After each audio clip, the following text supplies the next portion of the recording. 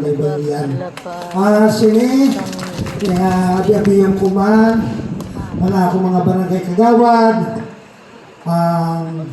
si Kagawad Predarsola, Kagawad Jerry Hanco, Kagawad Julius Gometa, Kagawad Diding Aborde, Kagawad Nayin Rogales, Kagawad Raul Rago, Kagawad Hilma Hayawon, at siyempre ang former na barangay captain sa aton ay Liwan, ang aton nga Amargid, sa una sa barangay Bayuyan, si Celso Malata, palapakan ng aton, ang aton former ex-kapitan Delia de la Cruz Bulyos, para sila, at siyempre sa mga pinalangga kogid sa pamuluyo diri sa barangay Bayuyan, madamo gid salamat kay Ari Kabudiri, at siyempre sa tagiya sa sini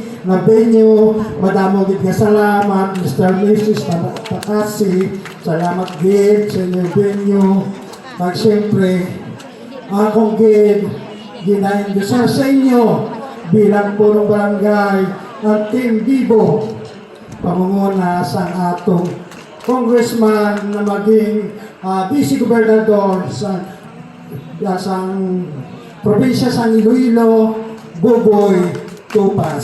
Kalakpakan natin, hindi na kamo magduwa-duwa kay gaman si Buboy Tupas kay mahapos natong palapitan kay nga kilala naton at siya kakilala man sa aton. Pagkato kita sa probinsya sa Iloilo, hindi kita magduwa-duwa, magpangayo, magbulit sa ila, bisan tawag lang sa iya, aragid ang iya suporta, labi-lagi sa barangay Bayuyan, sa municipality, sa instansya. At siyempre, sa ating mga board member na maging congressman sa 5th Distrito, si Pinky Tupas. Ang mukhin ng atong pagkasuportahan sa sinimaabot sa Mayo 12 bilang congressman. No? At siyempre, sa Team Paglaon, aride sa inyong mga tubangan, ang atong maging mayor sa Banwa sa instansya, si Mayor Bianca Requinto. Ginahindusan ko gid bilang amay sang barangay Bayuyan ang Team Paglaon sa panguna sa atong maging mayor upod ang iya vice mayor na incumbent vice mayor Mark Cordero. At siyempre ang walo ka SB upod sa akong bata na si King Bisa.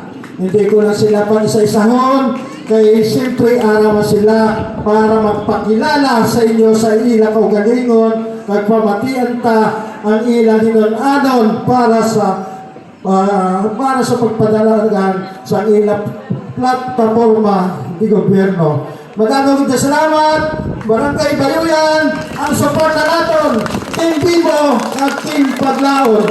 Salamat din.